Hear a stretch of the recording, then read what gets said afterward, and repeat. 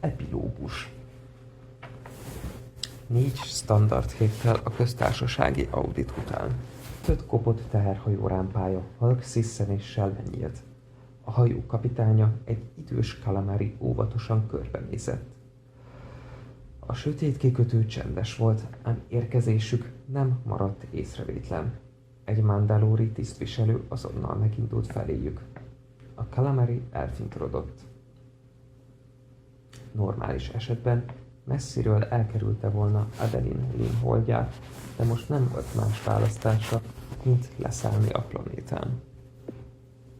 Lynn pontosan tudta, hogy a Lynn klán zéró toleranciát hirdetett a csempészek ellen. A klán egy könyörtelen háborúban gyakorlatilag kiirtotta a szervezett bűnözést a kikötőből. Tény, hogy nagy árat fizettek érte, húzta el a száját a kalamari. Lynn báró és felesége meghaltak a kalózok egy váratlan ellentámadásában. A Lynn klán természetesen bosszút állt, majd a háború elcsitult. A kalózok elkerülték a kikötőt, az ifjú bárónő pedig nem ment utánuk. A csempész felsóhajtott. A hajója súlyosan megsérült, csoda, hogy egyáltalán le tudott vele szállni. A kalamari lazán a zsebébe csúsztatta a kezét. Bőven volt nála kredit, de a lény bízott benne, hogy nem kell lefizetnie a feléje tartó férfit. Az áruja értékes volt, így bőven kapott pénzt a megbízójától. A költségeket neki kellett állnia, vagyis minél kevesebbet költött a végén, annál több kredit maradt neki. A kalamari ásított egyet. Eddig meglehetősen jól fizetett neki a csempész élet, és remélte, hogy ez így is marad. Időközben az ügyintéző odaért hozzá. A középkorú szikár férfi kék egyenruhát viselt, oldalán sugárvető lógott. Jó estét, köszöntötte a kalamari az ellenőrt. Jó estét, visszanozta a gesztust a férfi szárazon. Szürke szeme a hajóra siklott, és megállt a burkolaton, égtelenkedő fekete lövésnyomokon. Ahogy nézem, nem volt sima útja. Kalózok, köpte a szót a kalamari. Kíván bejelentést tenni? Kérdezte a férfi lazán. Nem, ez nem szükséges. A lény megrázta a fejét, és azonnal rájött, hogy hibát követett el. Lynn bárónő holdján a szervezett bűnözésnek nem volt hatalma. A peremvidékkel ellentétben itt érdemes jelenteni a támadókat. Azzal, hogy ezt visszautasította, a története hitelességét erősen megkérdőjelezte. Értem. Az ellenőr kifejezéstelen arccal vette tudomásra a döntését, majd a hajóra bökött. Látni akarom a papírjait és a rakterét. A kalamari idegesen forgatta a szemeit. Mivel nem számított rá, hogy ellenőrizni fogják, nem törődött vele, hogy elrejtse az áruját. Ha meglátják a rabszolgákat, végem futott át a lény agyán. Ez csak természetes. A lény megfordult, és a kezével a raktár felé intett. Jöjjön! A férfi megrázta a fejét. Sajnálom, de meg kell várnom a társamat. Az ellenőr a kalamari tekintetét látva megvonta a vállát. Előírás. Értem. A csempész bólintott. Hirtelen az ajtó mögötte kinyílt, és a társa, egy középkorú, sötéthajú férfi lépett ki rajta. A kalamari szeme tágra nyílt. A férfi egy sugárvetőt tartott. Az ellenőr az övéhez kapott, de nem volt elég gyors. A csempész meghúzta az elsütő billentyűt, és a fegyverből egy vörös nyaláb csapott ki. A sugár a mellkasán érte az egyenruhás ellenőrt. A férfi azonnal összeesett. Mit csinálsz, te idióta? Ordította el magát a kalamari. A társa a fegyverével a földön fekvő férfire mutatott. Nincs olyan előírás, hogy ketten kell átvizsgálniuk a hajót. Erősítést kért. Ez esetben el kell tűnnünk? Mégpedig gyorsan, viccentett a társa. Jó kérdés, hogy fel tud-e szállni a hajó, morogta a kalamari, és elindult a pilóta fülke felé. Biztos vagyok benne, hogy minden tőled telhetőt megteszel, vetette utána a férfi. A csempész elhúzta a száját. Gyűlölte a társát, de a főnök jelölte ki mellé. Nem tehetett mást, mint elviselte.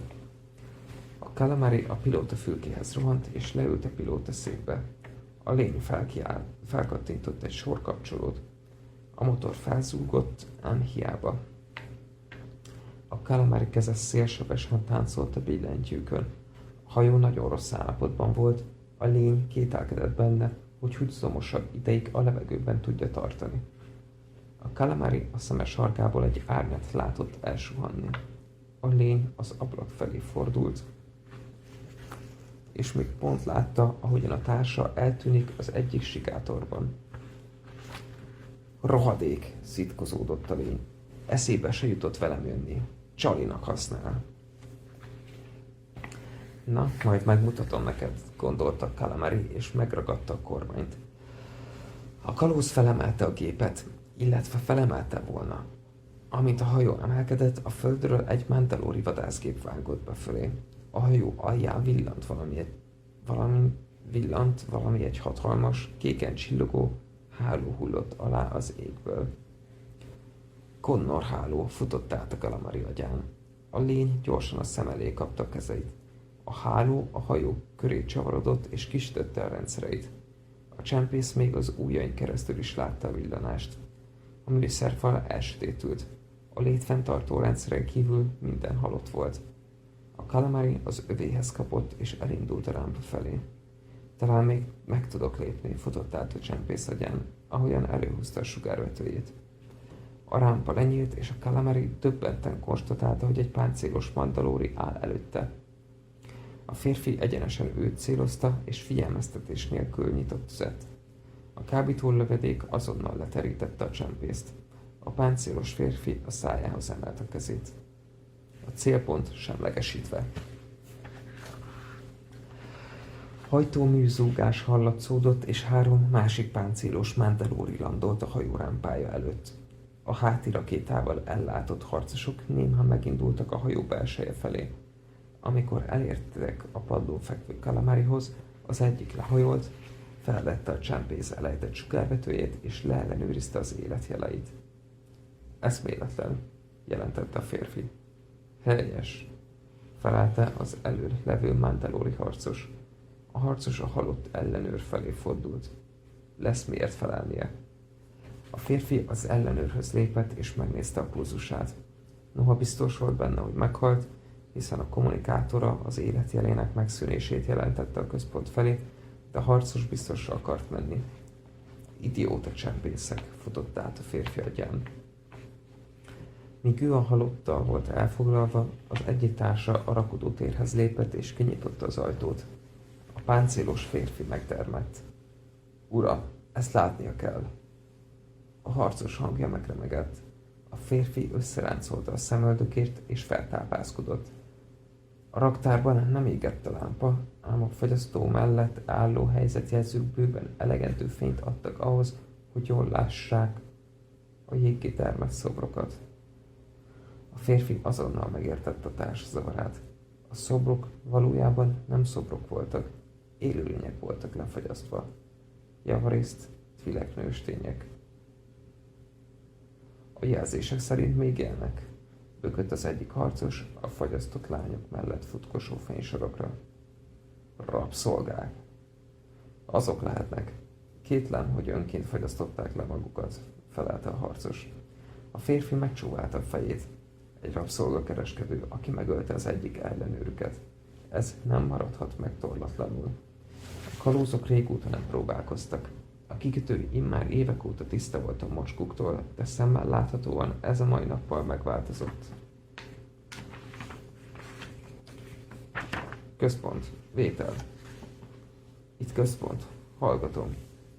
Elkaptuk a támadót. Az ellenőr meghalt. A jó rakterében rabszolgákat találtunk. Mennyit? Összesen 25-en vannak. Lefagyasztva. Lefagyasztva. Ismételte a központ döbbenten. Igen, nyilván így akarták kijátszatni az életjelkeresőt. Szakértőkre lesz szükségünk a kiszabadításukhoz.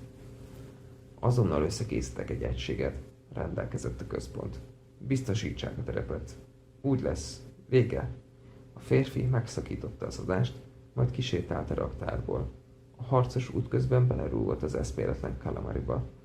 Igazából Backhead van, hogy elkaptunk el. merengett a bandalóri férfi.